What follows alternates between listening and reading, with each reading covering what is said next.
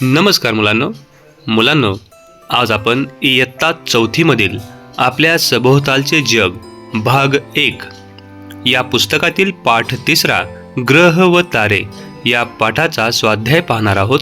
चला तर मग सुरुवात करूया.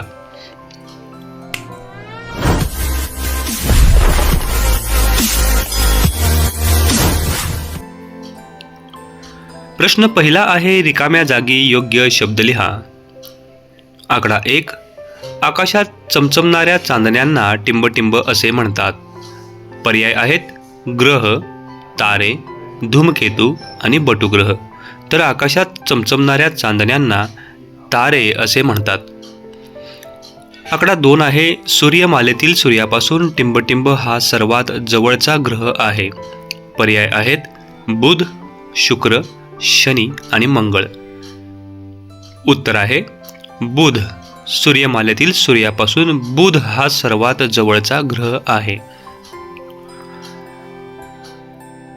पुढील आकडा आहे 3. पृथ्वी एका दिवसात स्वतःभोवती एक प्रदक्षिणा पूर्ण करते. यास पृथ्वीची टिंबटिंब गती म्हणतात. पर्याय आहेत वार्षिक, परिभ्रमण, दैनिक आणि मासिक. याचं उत्तर आहे दैनिक. पृथ्वी एका दिवसात स्वतःभोवती एक प्रदक्षिणा पूर्ण करते. यास पृथ्वीची दैनिक गती म्हणतात. आकडा 4 आहे, चंद्राच्या रोज बदलत्या आकारास टिंबटिंब म्हणतात. पर्याय चंद्रकोर, चंद्रकला, ग्रह आणि लघुग्रह. याचं उत्तर आहे चंद्रकला. चंद्राच्या रोज बदलत्या आकारास चंद्रकला असे म्हणतात.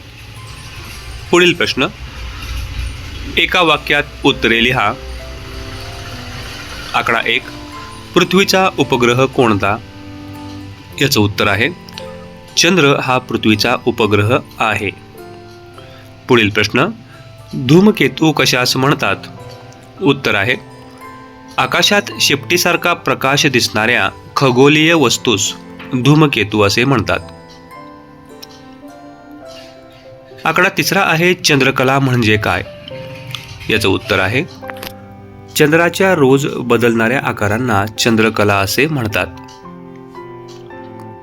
पुढील प्रश्न, थोडक्यात उत्तरे लिहा. आकडा 1. ग्रह आणि तारे यातील फरक लिहा.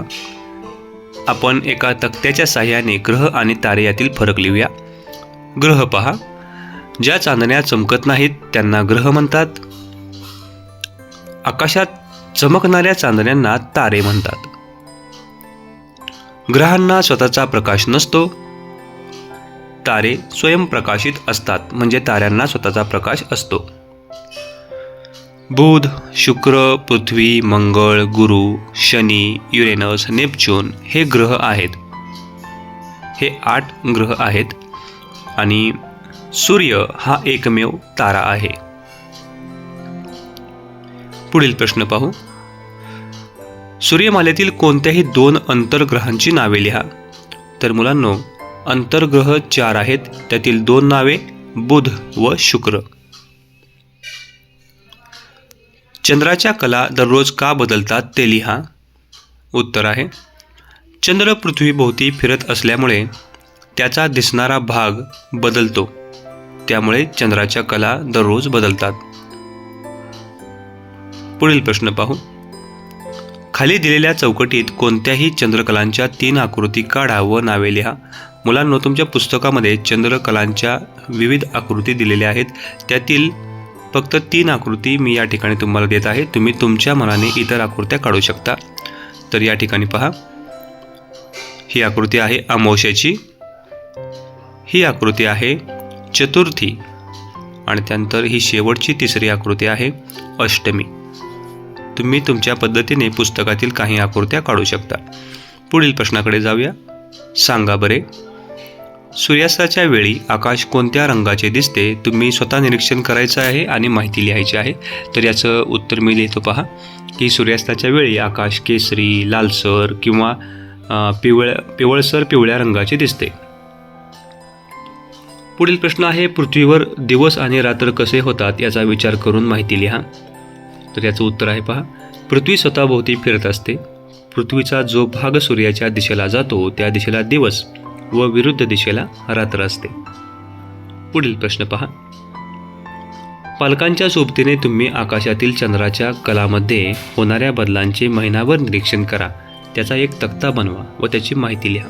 तर मुलांनो, आकाशातील चंद्र तुम्ही 1 महिनाभर पाहायचा आहे आणि त्याचं निरीक्षण करायचं आहे. मी काही याचं थोडंसं उत्तर तुम्हाला देतोय पहा. अशा पद्धतीने तुम्ही तुमचं उत्तर तयार करू शकता. म्हणजे दिनांक 1 या दिवशी दिसणारा चंद्र कसा आहे, त्याची चंद्रकला कशी आहे. चंद्राची कला म्हणजे अमावस्या, आणि त्या दिवशी चंद्र दिसला नाही. अमावस्याला चंद्र आपल्याला दिसत नाही. त्यानंतर 5 तारखेला चंद्र थोडा दिसतोय, त्याला चंद्रकोर असं म्हणतो आपण, आणि लहान कोरेसारखा चंद्र दिसला, निरीक्षण आपण जे केलं. त्यानंतर 10 तारखेला अर्धचंद्र दिसला, म्हणजे अर्धा चंद्र आपल्याला आकाशामध्ये दिसलेला होता. आणि 15 तारखेला पूर्ण चंद्र दिसला. त्या दिवशी पौर्णिमा असते आणि पूर्ण गोल चंद्र दिसतो. म्हणजे अशा पद्धतीने तुम्ही 30 दिवसापर्यंत निरीक्षण करायचं आहे आणि स्वतः याचं उत्तर तुम्हाला लिहायचं आहे. तर मुलांनो, या ठिकाणी स्वाध्याय संपलेला आहे. व्हिडिओ नक्कीच तुम्हाला आवडला असेल. व्हिडिओ आवडला असेल तर लाईक करा, माझा चॅनल सबस्क्राईब करा. आपण पुढील व्हिडिओमध्ये भेटूया. तोपर्यंत अभ्यास करा, मस्त राहा आणि स्वस्थ राहा. धन्यवाद.